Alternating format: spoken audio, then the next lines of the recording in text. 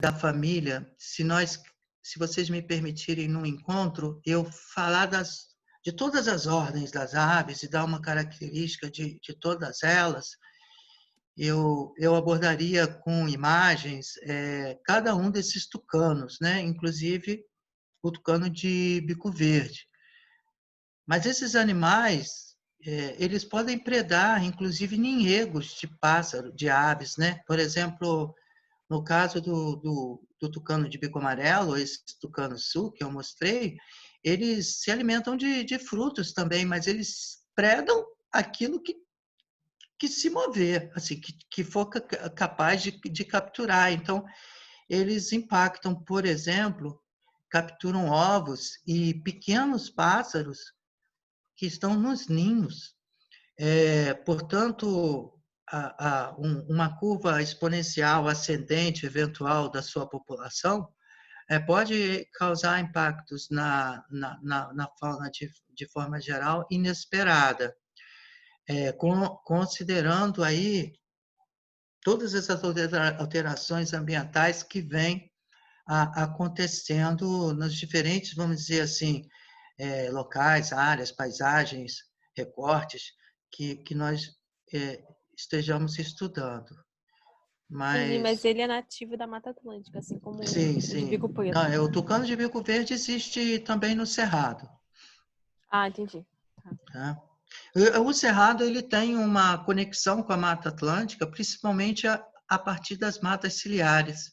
As matas ciliares, as florestas ciliares, né, elas fazem uma conexão entre o Brasil central e o Brasil costeiro, porque ao longo das matas ciliares existe uma grande variedade de árvores, de disponibilidade de recursos, que espécies que são comuns à Mata Atlântica conseguem adentrar pelo interior do Brasil, principalmente através desses recursos. Sabe, você agora é o anfitrião de novo, eu vi aqui. Então acho que você Tá, já consegue então vamos lá, compartilhar. vamos lá, vamos lá. Share screen. Obrigada pela resposta, tá, sabe? Vamos lá. Acho que eu não fui tão efetivo na resposta, mas eu prometo voltar a sê-lo, pode deixar. Bom, a gente vinha tratando aqui de exemplos de espécies que se dispersaram. E, e para alguns autores, elas acabaram se tornando bioinvasoras também, só que com o adendo de terem povoado outros locais, em princípio, a partir da sua própria capacidade, dos seus próprios recursos, a partir da sua própria dispersão.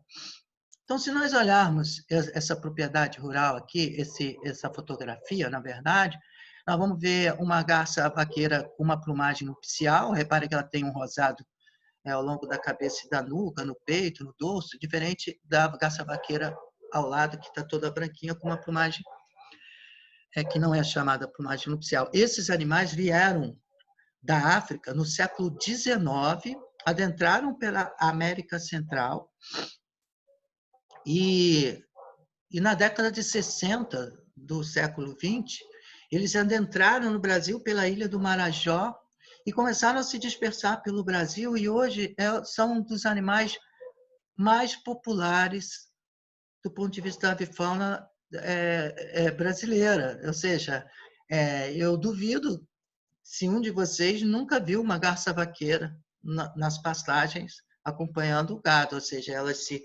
reúnem em ninhais no final do dia, e quando ao nascer do sol elas saem em pequenos grupos e vão se distribuindo ao longo da região e acompanham o gado. Por que elas acompanham o gado?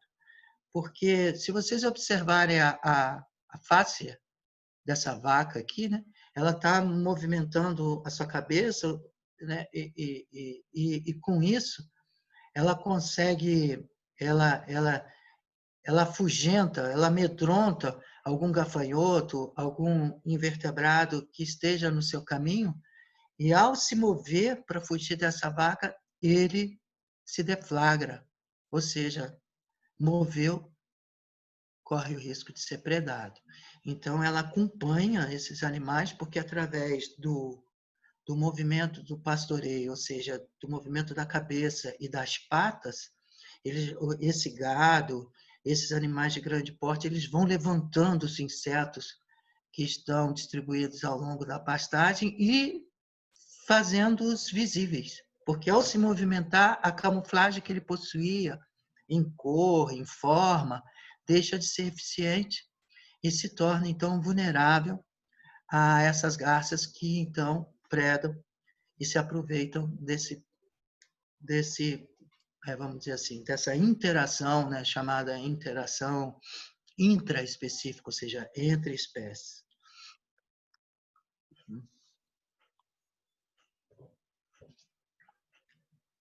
Sabe, sobre as garças, a Ardea alba, né, aquela garça branca grande, e algumas, a garça moura, elas também são exóticas, né? Também são Não, da África ou não? não, só a garça vaqueira. Só a Elas vaqueira. podem ser confundidas.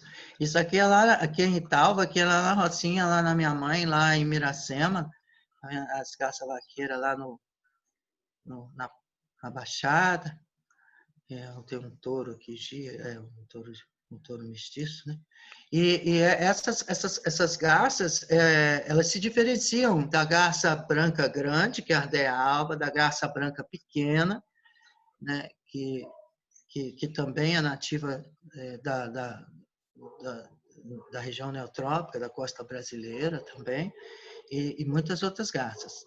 É um caso específico, e talvez eu posso explicar melhor todas essas garças se vocês se interessarem que eu dê um curso de ornitologia aqui, ou que a gente trate dessa biodiversidade de ave e fauna em outro momento, né? O Professor, pois não. Essa garça também é conhecida como a Maria Faceira? Não. A Maria Faceira é outra garça, e que também se favorece de ambientes abertos e que pode habitar também áreas próximas aos ambientes marinhos, mas que é mais comum no interior. Eu recentemente estive no Pantanal e elas também habitam aqui. A Maria Faceira, ela habita diferentes biomas brasileiros, mas, né, não, mas é absolutamente outra garça. Ela tem a face colorida, com os azuis aqui na face, muito linda ela. Nós fizemos até um vídeo sobre ela, tratando na série Quem Sou Eu? A Maria Faceira, a biologia e a ecologia dela é tratada em 60 segundos lá no FAO. E ela difere da garça vaqueira, tá bom?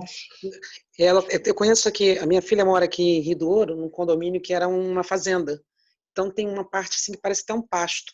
E tem essas garças. Maria Faceira está lá, com família, marido, filho, tudo lá. Muito bonitinho. Elas são lindas. O Nicolas está mostrando ali a Maria Faceira, tá vendo? É outro tipo de coloração.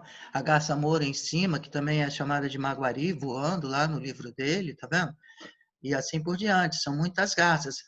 E eu fico empolgado de falar dos bichos para vocês e tudo, mas acho que a gente vai dando esse colorido e isso vai me incentivando também de que é muito importante nós sejamos clínicos, sejamos veterinários, em que segmento for, nós conhecemos o nosso objeto de estudo, os animais que compõem a nossa fauna, para exercermos melhor a nossa profissão. Então, todo conhecimento é bem-vindo.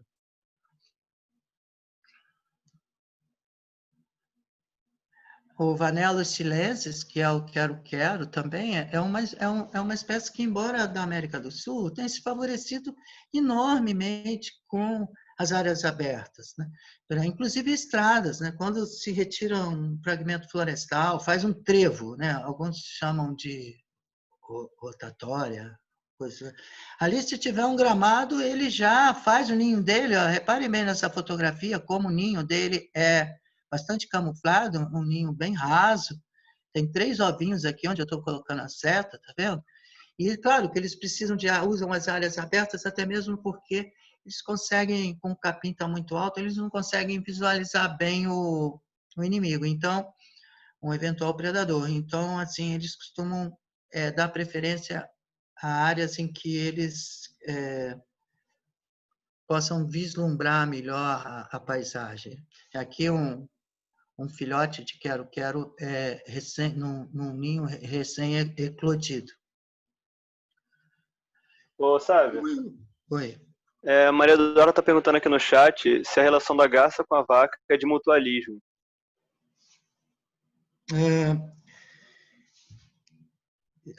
Pode ser, porque eventualmente essas garças elas podem catar uns carrapatinhos na pele da vaca. Quando isso ocorre, então a relação passa a ser benéfica para os dois,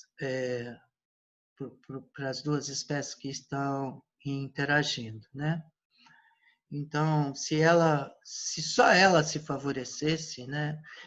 Esses conceitos têm evoluído bastante. Há autores internacionais que tratam isso tudo como relações simbióticas, né? Usam a simbiose com outro conceito diferente do passado. Mas dentro desses conceitos tradicionais, se só ela se favorecesse, seria um comensalismo. Mas no caso dela poder, das vacas poderem também se favorecerem com os eventuais catações, né, de um carrapato ou outro próximo ao úbere, na pele da vaca, né, no pelo, então sim, pode ser chamada de mutualismo. A gente, sem contar que é muito interessante e importante nós, veterinários, entendermos que nós tratamos de pacientes, né, e de uma natureza que muitas vezes ela está radicalmente transformada. Ou seja, o capim é exótico ao Brasil, porque é um capim geralmente africano. A vaca é exótica ao país, porque também a época do descobrimento do Brasil, da chegada dos europeus, também não existiam vacas. E, no caso, a vaca, no caso, é um animal doméstico, e a garça vaqueira é aquela que se dispersou, né? Se ela usou ou não algum navio naquela época, né? Porque as ilhas oceânicas elas eram encontradas, mas se ela utilizou de navios ou não como pouso e suporte para essa viagem, ninguém sabe dizer. Eu respondi? Oi. O quero-quero, ele é de onde? Porque eu via muito lá no aeroporto e eu achei que fosse daqui mesmo. Ele é daqui.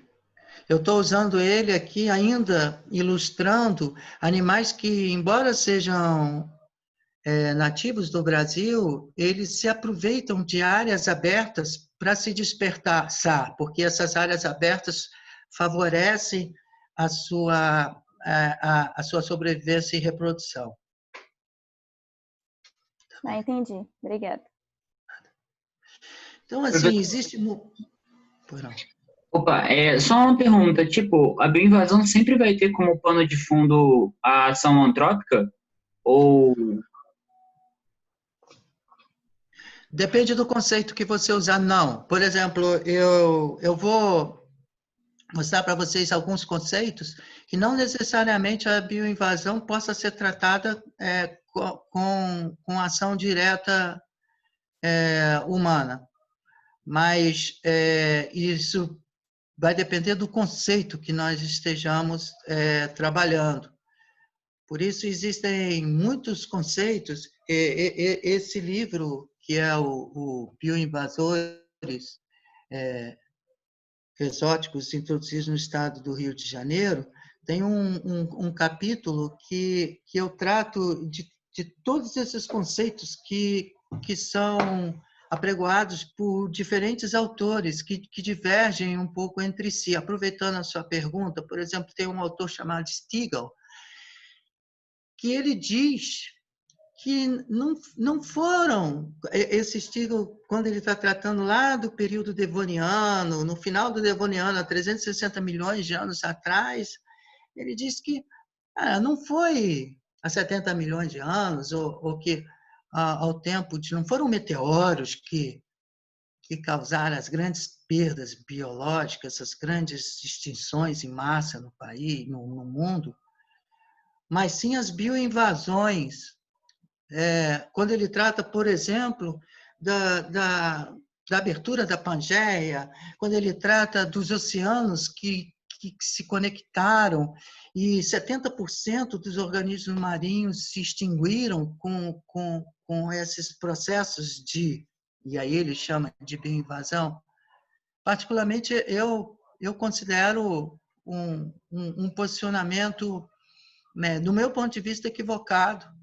Quando a gente trata tecnicamente da bioinvasão, por um entendimento desses processos, porque nesse caso, no meu entendimento, houve uma ausência ao longo do tempo, ou seja, através de um processo natural, deixou de existir uma barreira geográfica, uma barreira biogeográfica, que separava oceanos, e com isso, naturalmente, as espécies alcançaram outros ambientes. Não trataria isso como bioinvasão. Portanto, quando nós tratamos de bioinvasão, é preciso se referenciar muito bem em que tipo, em que conceito nós estamos utilizando. E nós vamos chegar lá no conceito da Convenção Brasileira da Convenção Internacional, da CDB, Convenção Internacional sobre Diversidade Biológica, que existe desde 1992. Eu vou apresentar esse conceito para vocês e a gente, então, vai aprofundando esse conhecimento. Está combinado? Obrigado, professor. Oi? Obrigado. Então, assim, na verdade, como vocês já devem estar percebendo, né, existiu ao longo dos séculos, ao longo da história da vida no planeta, sempre a possibilidade de espécies estarem buscando galgar outros territórios, né? Essas questões de tentativa e erro. Mas com a influência humana, principalmente... tem um microfone aberto. Principalmente a partir do Renascimento e principalmente a partir das grandes navegações, onde se iniciou um processo que culminou hoje na globalização, quando nós entendemos exatamente isso, ou seja, quando os mecanismos de transporte criados pela espécie humana começaram a propiciar esse intercâmbio e essa mobilidade, conectando ambientes, continentes, que antes não eram conectados dessa forma, e isso acelerou de forma progressiva a troca, vamos dizer assim, a chegada, o fato de espécies galgarem outros continentes com uma rapidez incrível. Isso hoje pode ser muito bem exemplificado pelo próprio coronavírus, né? Porque, embora nosso encontro trate de organismos vertebrados, mas os micro-organismos, eles também passaram, a partir desse tipo de influência, a migrar, ou seja, a serem translocados, a galgarem outros espaços numa rapidez incrível, principalmente a partir do processo de globalização. E quando a gente para e estuda, embora o pombo seja doméstico, e nós estamos usando ele aqui como um exemplo, esse pombo, né, a Columba livia, essa espécie é domesticada. Então, e por muitos considerado uma espécie sinantrópica, ou seja, aquela que ocupa determinados espaços sem necessariamente o desejo humano. Bom, por que então o rompimento dessas barreiras geográficas ele pode ter ocorrido de forma acidental ou de forma proposital? E como o ser humano veio a promover ela pode ter sido por interesses, ou seja, por interesses econômicos, interesses culturais, interesses estéticos, interesses ambientais, que fazem com que, em determinado espaço temporal, alguma espécie seja introduzida por um determinado motivo. Embora que o pombo doméstico já houvesse sido trazido, vamos dizer assim, se ele já tivesse sido trazido para o Brasil antes do Dom João VI, foi a partir da abertura dos portos, em 1808, e a chegada da família real, que o Dom João mandou importar centenas de pombos para soltar no Rio de Janeiro, porque, muito provavelmente, a história conta que ele queria dar ares europeus à cidade, ou seja, era uma questão estética, europeizar a cidade do Rio de Janeiro, ou seja, cidades como Veneza, que eram povoadas de pombos, né? Então, dá esse ar europeu, essa magnitude, essa coisa da realeza, de uma paisagem mais europeia. Então, isso é um exemplo de uma introdução de espécie por interesses estéticos, vamos dizer assim, né? A gente, quando trata, por exemplo, do Aterro do Flamengo, né, que o grandíssimo botânico, que Burle Marx, né, que tão consagrado, eu não vou dizer que ele importou espécies, mas ele utilizou espécies exóticas ao país para, vamos dizer, propiciar um efeito estético, ambiental, no Aterro do Flamengo, e não necessariamente as plantas de restinga que tão felizes são nos seus ambientes naturais, né? Muito bem, então se nós pensarmos, por exemplo, no pavão, pavão é um animal doméstico que foi importado, embora ele não se tornou uma espécie exótica invasora, mas é um exemplo de uma espécie importada com principalmente fins estéticos, ou seja, o status de você ter um pavão passeando nos jardins e assim por diante, né? Tem diferentes interesses, né? Os interesses econômicos também, e o reverso, né? As espécies que foram levadas no Brasil, o tráfico de animais silvestres que se iniciou desde a chegada dos portugueses, né? Que por interesses não só estéticos, mas econômicos e culturais, do ponto de vista do status, do poder de se exibir uma espécie neotropical, um primata, um miculhão, algo do gênero, era muito comum à época na realeza europeia. Ô Sávio, até hoje em Roma você encontra muita caturrita, né? Voando livremente em Roma. Sim, e a caturrita também, nós vamos falar sobre ela, se o tempo deixar, porque eu estou sentindo que me estendi muito nessa introdução. Eu não sei se vocês gostaram de eu me estender tanto, mas a caturrita é um dos objetos da nosso encontro de hoje, porque é um animal originário de países como o extremo sul do Brasil, né? Lagoa dos Patos, aquela região ali, e norte do Uruguai, e Argentina, e também alguma parte ali do Mato Grosso, mas que foi introduzida no estado do Rio de Janeiro, inclusive pelos militares, na década de 60, na Ilha das Enxadas. Então, a gente vai tratar sobre elas aí. Da caturrita, para quem não sabe, é um psitacídeo que hoje vive em alguns locais do Rio de Janeiro, mas que não são naturais do estado do Rio, nem da cidade do Rio de Janeiro, e foram introduzidos por amantes da natureza, né? Porque a ignorância em movimento, ela é aterrificante.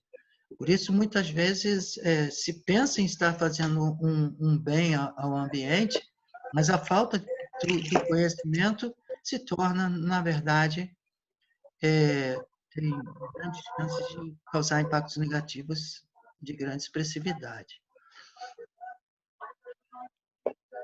O histórico de ocupação das terras brasileiras, se a gente olha qualquer paisagem dessa, você vê capins como Panico máximo aqui, ó, o capim colonial, lá no morro, um braquiária, provavelmente um decumbens, uma mata secundária tentando se recuperar ao fundo, mas no olhar de quem está iniciando seus estudos, acha absolutamente lindo a paisagem por ser verde.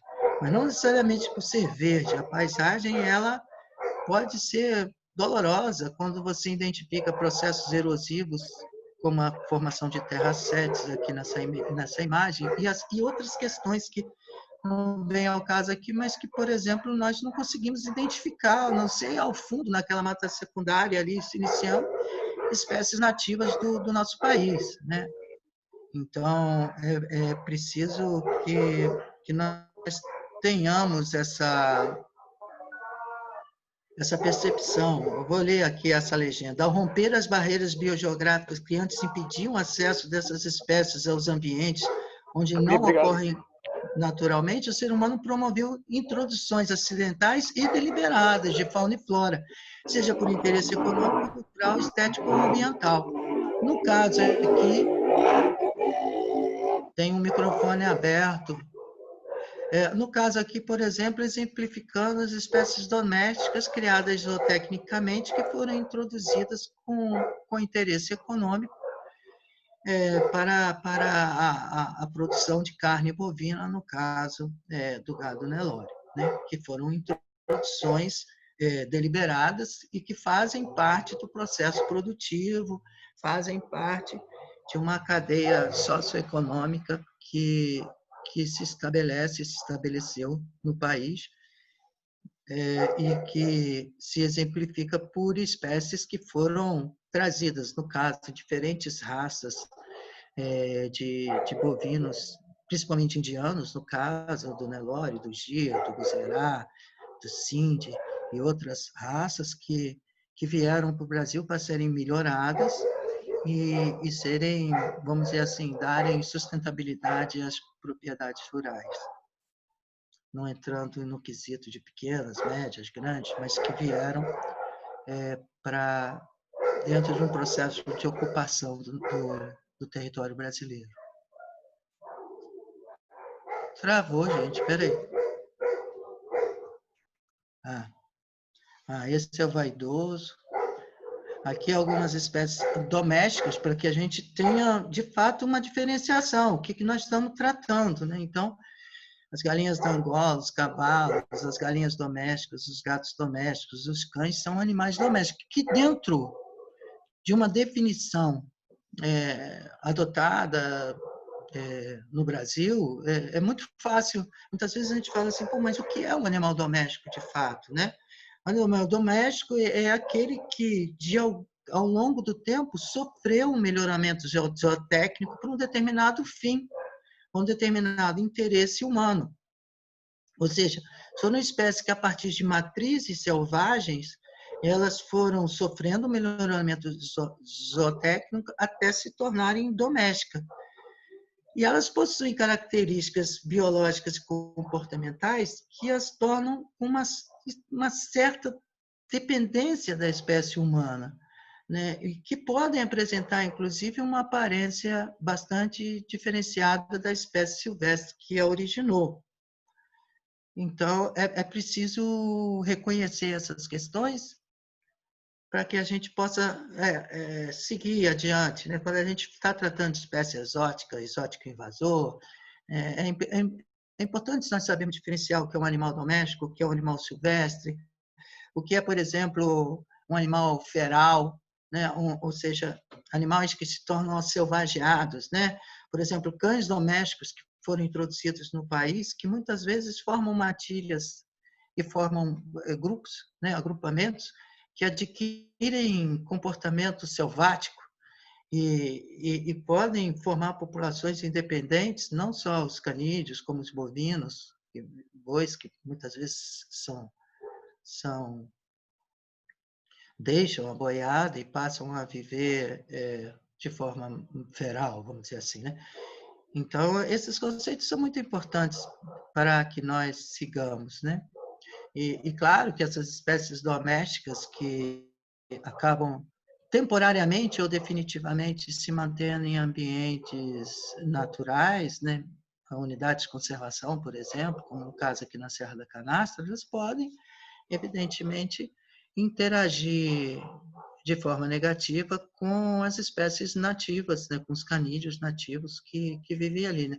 Não só por competição propriamente, mas com a possibilidade de transmissão de patógenos, né? De ectoparasitas e micro-organismos de forma geral. Né? Bom, eu acredito que essa introdução tenha sido interessante para vocês. Deixa eu só ver a hora, são 19h43. Vamos lá, os conceitos sobre bioinvasão. Eu havia dito que a Convenção Internacional de Diversidade Biológica, desde lá da ECO 92, a Rio 92, ela vem se detendo sobre esses assuntos e, de acordo com essa convenção, a espécie exótica é aquela presente em um local, além de sua área de distribuição natural passada ou presente, incluindo qualquer parte, sejam gametas, sementes, ovos, propágulos, de tal espécie que possa sobreviver e, subconsequentemente, reproduzir-se. Bom, esse é um conceito de espécie exótica. Interessante, voltando aqui no conceito, que a CDB diz assim, ó, que ela é aquela presente em um local, além de sua área de distribuição natural, passada ou presente, incluindo qualquer parte, gametas, sementes, ovos e etc. Né? O que deixa uma brecha, porque quando ela já está presente, né, no caso da garça vaqueira, né, ela já está presente há décadas aqui. Né?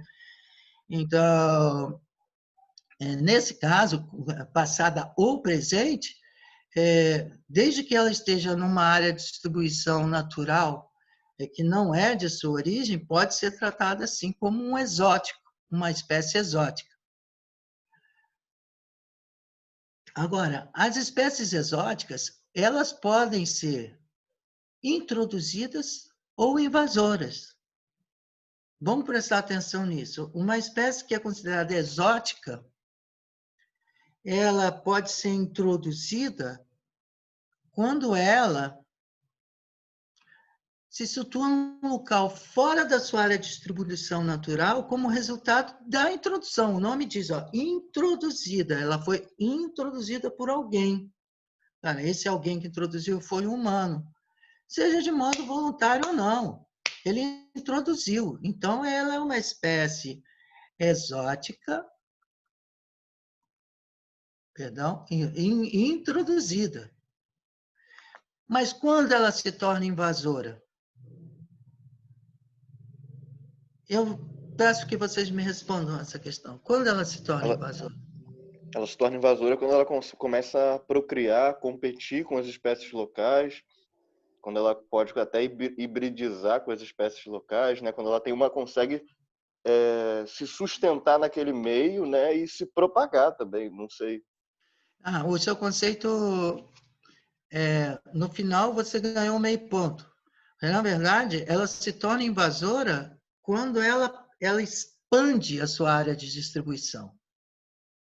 Enquanto ela é introduzida e localmente ela se mantém, ela não se torna invasora, ela se torna invasora quando ela invade, ou seja, quando ela invade do ponto de vista de expandir a sua área de distribuição. Então, ficou alguma dúvida com relação a essa... Pois não. Só uma perguntinha. Então, não necessariamente ela, para se tornar invasora, ela tem que causar algum impacto ambiental. Ela se expandir, no caso. Sim. O fato dela se expandir a faz, a conceitua, a define como invasora. O impacto positivo ou negativo que ela possa causar é um outro estudo. Obrigada por responder. De nada. Olha como autores diferem. Eu abri meu livro aqui, tem um autor chamado Vermeer, de 1996. Ele considera uma espécie invasora quando ela expande sua distribuição geográfica para além das áreas na qual não existia naturalmente, sem o auxílio direto do ser humano. Nesse caso, ele concorda com o que nós estamos tratando aqui, né? Então,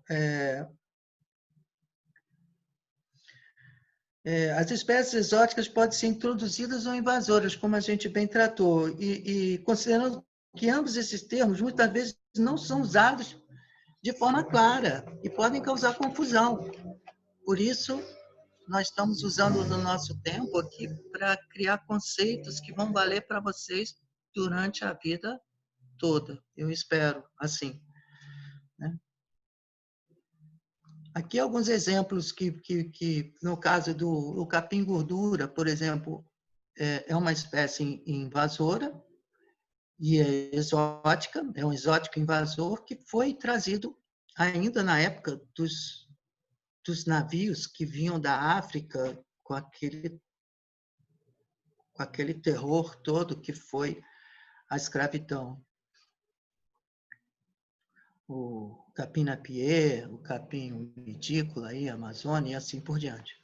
Então, a espécie ela se torna invasora quando ela expande sua distribuição geográfica para áreas que não existiam naturalmente, sem, nesse caso, a interferência do ser humano. Né? Então, assim, ela é introduzida quando o ser humano a introduz e ela é invasora quando ela, por capacidade de se